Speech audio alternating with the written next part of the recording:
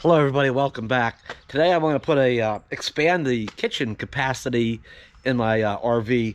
I want to put a chest freezer in it, be able to store more frozen foods. I picked that up in the last video. This is it here. I think I have just the spot for it, but I have to do a little bit of switching around. The problem is, and I already have a couple of tools out, I guess, some extra cables I dug out. They're a little bit longer. I might need them, but I need to move this. I got batteries under here. I got four 100 amp hour batteries in this little cabinet here I built a couple of years ago. I kind of hate to see it go. I kind of like my little cabinet. And it's got the little storage in there, and batteries are hiding in there. Yeah, I kind of hate to see it go, but I think that freezer is going to work out good here. I think it's the same width. It might stick out a little bit further, but I think it'll be all right. So my idea was I want to move those four batteries underneath the sink, and the cables, they go to where the original batteries were underneath the step. I don't know if they're long enough. It might have to go just a little bit further. If I move the batteries from there to there, but so the existing ones might work. But that's not so much the problem. Is those four batteries are long enough. It's kind of deceiving because there's a little L shaped over there. There's the let me see here. See what I mean? There's a little cutout here. That battery here, there, and there. The length of those four batteries is wider than this distance. So I'd have to maybe only put three and turn one sideways, and it's just going to take up I do use that for some storage, so I want to minimize how much that's taking up. I was hoping it was long enough I could just put four in a row all the way to the back and still have some storage up here. So my solution, I think, is going to be to play musical batteries. I have that one. Okay, that's four 100 amp hours over there, so it's 400 amp hours. I have that single one in here. It's just one big battery, but it's not as long. Same capacity, it's just not as long. I think if I take that out of there, that will fit in the back. And then, because there is more space available under here, is to move those four 100s over here. Like I say, take that one under here. So I got some juggling to do. I'm going to go ahead and get that cabinet off of there and get this apart and get started on this. Well, I got the screws out of this. I'll show you what I did here in a minute. I blocked the batteries in with some furring strips when I installed them. And then I built this cabinet and I ran screws into that. That's what holds this cabinet down. I have all the screws out. And I was unconnecting the wires for the batteries because I got to pull them through. I was getting nervous because I couldn't find a roll of electrical tape because this is still hot. You know, these are still connected to the battery in there. And if I'm pulling that through and that or to accidentally touch a ground wire or something, boy, that'd make some dang sparks. So I'm ready to pull that through, get this box off of here. And oh, you know what? I haven't even seen these batteries. It's probably been about 2.5 years since I installed those. And I built this on here, and I haven't seen them since. So that's what's nice about lithium. They're absolutely maintenance free, and they just install them and forget about them. So all right, let me get this thing out of the way. All right, well, that's a little embarrassing. Look at all the dust and look at all the gunk. Look at all the crap on here. Let me clean it. I was afraid to see that. Let me get this mess cleaned up a little bit. I think I need to get the shop vac out and give this all good vacuuming. All right, the good old 5 horsepower rigid shop vac with attachments. Give this a quick cleaning up. Look at this mess.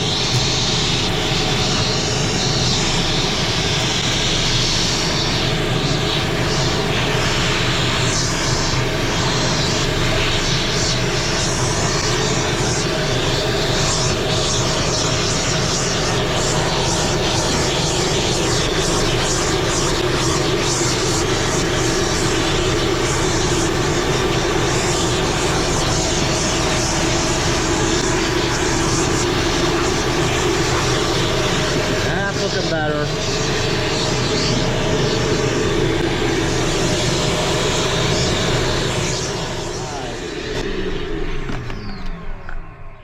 Well, that looks a lot better. Looks like I might have spilled. I had something up on a cabinet and must have spilled and leaked down through here. Got a little bit of something on there. Yeah, let me get these all unhooked. Get them out of the way, and I gotta get these boards out of here, and then vacuum some more, and we'll go from there. All right. Oh boy, what a mess I got going on in here now. Dug some stuff out of there. Actually, got to dig some more stuff out of there, looking for something. I got stuff everywhere, but I got this bench seat off. There's a difference in size. That's actually 410 amp hours, but the difference in size, we got 400 there and 410 there. That'll easily fit underneath my cabinet. So let me dig that out of there. There, that's a little better comparison. It's actually slightly less than 3. Yeah, and it's shorter this way than those are long. So it's pretty close. But I think that's a little bit shorter. Anyway, yeah, 3. There's enough room in there for about 3.5 batteries. Okay, all 4 wouldn't go across in there, but this will. So let me get these out of the way. Wow, look how much more room these take up in here. It's kind of deceiving. I just didn't realize how much more space that 400 amp hours takes up in single units than in just one big one. I can tell you what, these Power Queen batteries I've been extremely happy with. They just have worked great, and you know, they're great. No trouble, no issues with them. Lots of power, and maintenance free, and they do what they're supposed to do. All they claim. All right, those batteries are in, and there. That's how much smaller of a footprint this battery makes. Huh? It's probably close to 3 inches there. That's probably 8 or so. So yeah, that's gonna work out. That's definitely gonna fit underneath there, and we'll have room for the freezer here. All right, this is turning out to be a lot closer than I thought, but it's still gonna work out really good. Let me turn the light on here. Okay, under the cabinet here a little bit. That actually fit a little. I mean, there's certainly room to spare. A little closer than I thought, but it's in there. I'm gonna have to drill an additional hole or 2 down through the floor to run the cables from the battery down and over underneath the entry steps. The original battery compartment is, and the necessary hookups are down there. All right, I'm getting there. Got the whole saw and my drill, and we've drilled through the carpeting. We've drilled through the padding underneath the carpeting, and part way into the plywood back there. Cleared that stuff out, and gonna keep at it and see if we can get through there without hitting any metal. I think I looked underneath, and I think it should come right through, but hopefully I measured right. All right, where is it? My light. Got a little bit of cleaning up to do, but I think we're about done. I have a couple of small details to wrap up. Boy, does that look different with nothing there but room for a freezer. See, I'll have to drag that thing out here in a bit. Let me see. So let's look under here. It's in there. I do have to, like with the other batteries, I do got to put a piece of firing strip, along here, run screws in it just to secure the battery good. The cables are hooked up and run down through the floor. I have some caulking. I'll fill that around that, so weather or rodents are obstructed. Okay, so I'm gonna seal that up. A firing strip sealing it, but it is hooked up. Should be functional now anyhow. All right, and then over here, that runs underneath the step. We'll have a little bit of tidy work to do here too, securing some things before we travel. I mean, it's probably okay as it sits. Oh, come on, come on, come on. What a little mess that is. This is the old original battery compartment. So we got the cables running down here to the solenoid, which just you can turn the coach power on and off with that switch, and that's all that does. And it continues on up here, up to the inverter. I might do some switching out with some different cables, different lengths, different gauges, for all the more power I draw. Even though this is a 2,000 watt inverter, I don't even draw half that. Honestly, I don't. There was a time, once in a while, I would use about half of that or so. About 1,000 watts is what my my little toaster oven air fryer does. But that was very, very rare occasion. Yeah, I even used half of that. Now the freezer is not going to use nothing close to. I'd be surprised if it uses 500 watts. Yeah, I know it doesn't, because the freezer, my full-size refrigerator freezer doesn't. I forget what it is now, but anyway, you get the point. I might move this. We're gonna see. I might have to get some new cabling, but these are the wires that came with the inverter originally. What I think I might want to do is run a little bit longer wire over there. This space where this first battery sat is, I think the freezer's only become so far. There's still going to be some room here. I think I might get another piece of wood and mount on here and move this inverter over on that wall, because I really want to be able to push the freezer. I'll have to move the mini blind up a little bit. I really want to push the freezer up as close to this wall as possible. Every inch counts, I think, because it's going to stick out a little bit. If I can get it back an inch or two, I'm just going to want to do that. So this probably will get. I might be able to use these. These might be long enough to go. I'll move that over to there. Anyway, for right now, I think I want to just go ahead and maybe get the freezer in here. Well, I'm going to do some clean up some mess, do some more shop vacuuming. Maybe take a little break, but we'll get that freezer out here. Okay, I think I'm getting the place back under control again. The tools are all put away, and some of the other junk I had dug out. That's better. It was a disaster. That's taken care of, and get the freezer out here, get it plugged in. I'm gonna have to. It's gonna be a phase 2 at some point of this whole system, of the location of the inverter. Might actually end up over here closer to the batteries. Use shorter cables. I just feel like that could have been done better from one end to the other, because there's connections there that go up to the charge controller. There's another connection there that goes to that solenoid, and it's just I think I can just do better with that and just have a better, safer system. All right, let's jump ahead a little bit. I did bring the freezer out, and we're jumping ahead about a whole 2 days. Okay, and it's been out here running, and it's down to temperature. Where's my temperature thingy at?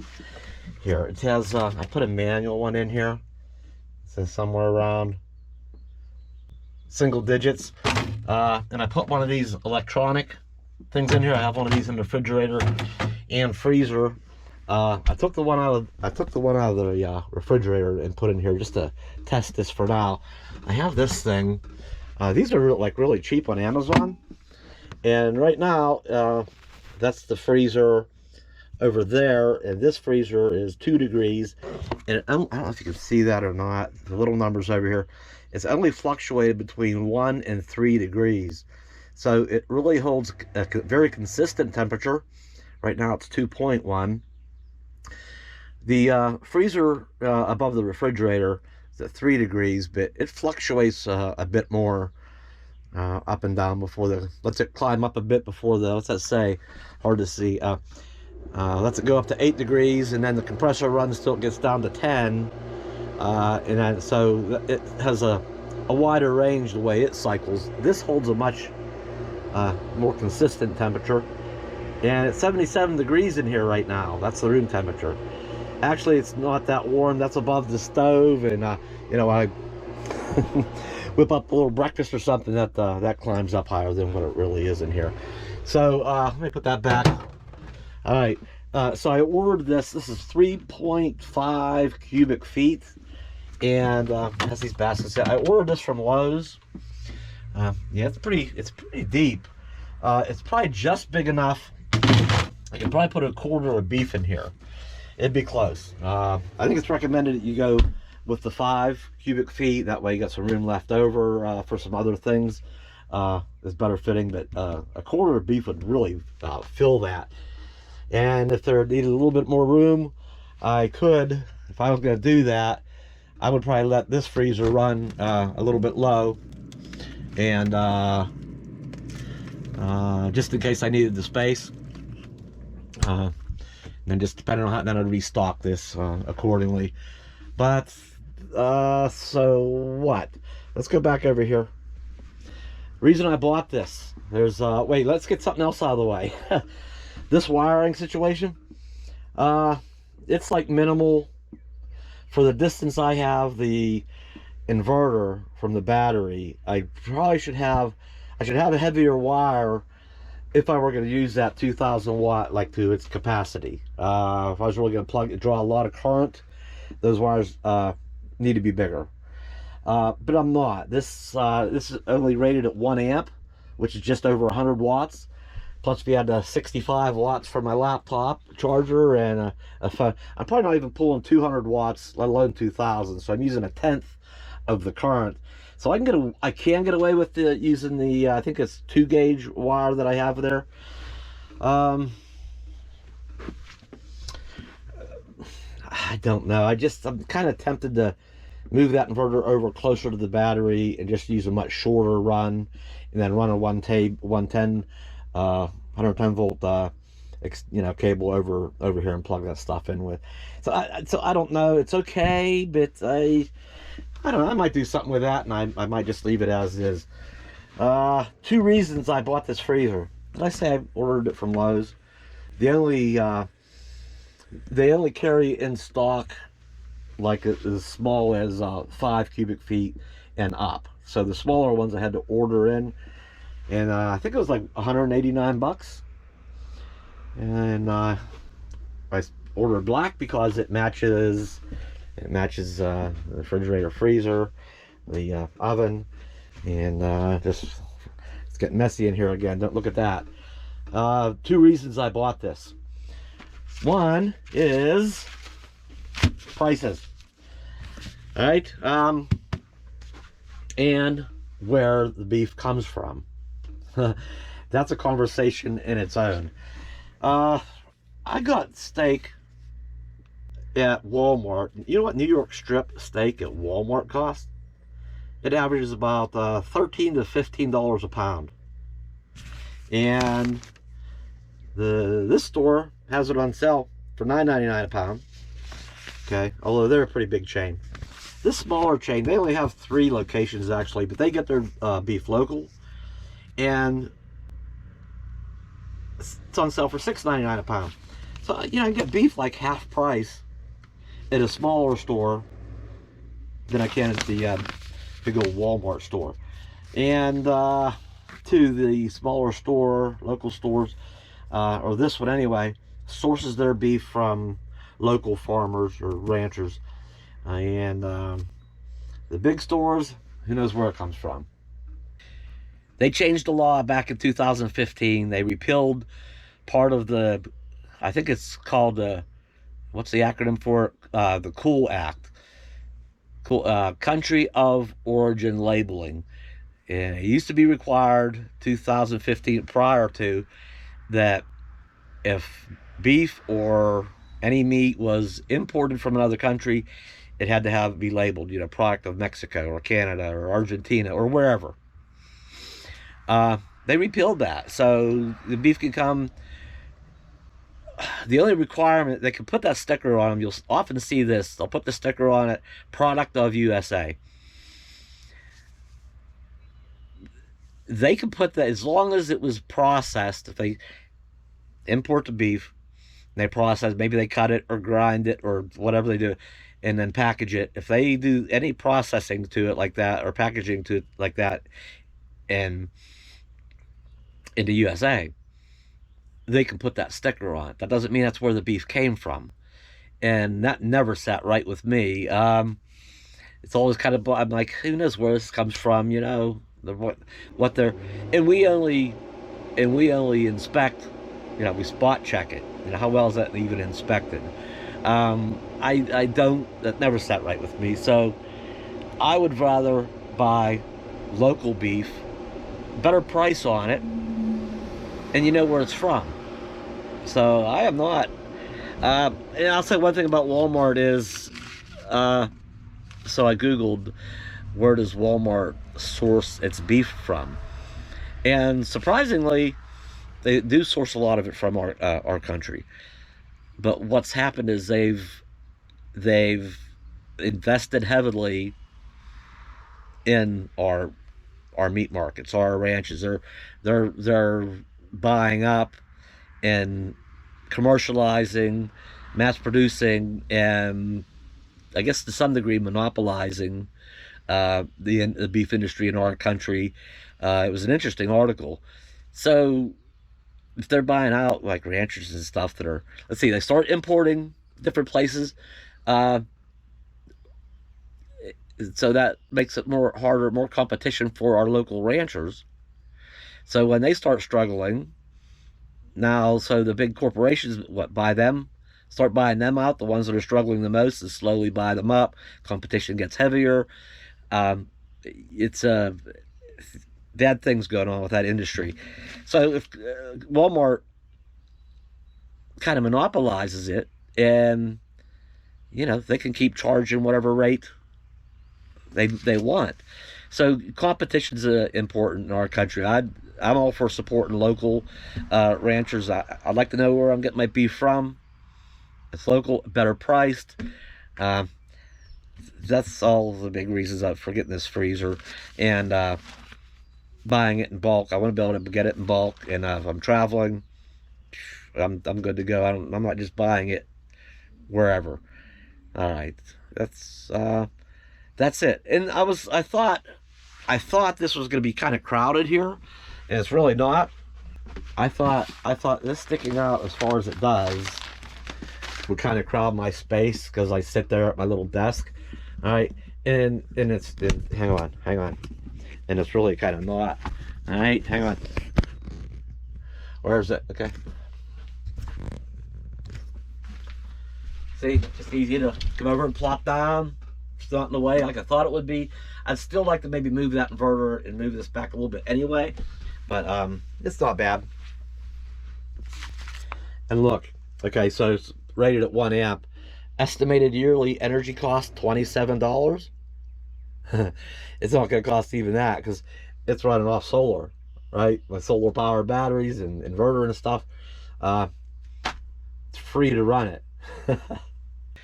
So with that, I'll end the video. I'm happy to have this thing. I'm going to start, it does cycle more often than it would be if it was full, sitting here empty. I can hear it does, you know, cycle somewhat frequently. So I'll be anxious, might go out shopping and get some stuff in here, and then it will cycle less. So with that, I think that's it. We'll end the video. What do you think about the beef situation? I think it's smarter shopping. Support your local beef market. I think that's the thing to do. I wish more people would be thinking this way and doing it. So we'll end the video. I'll see you next time.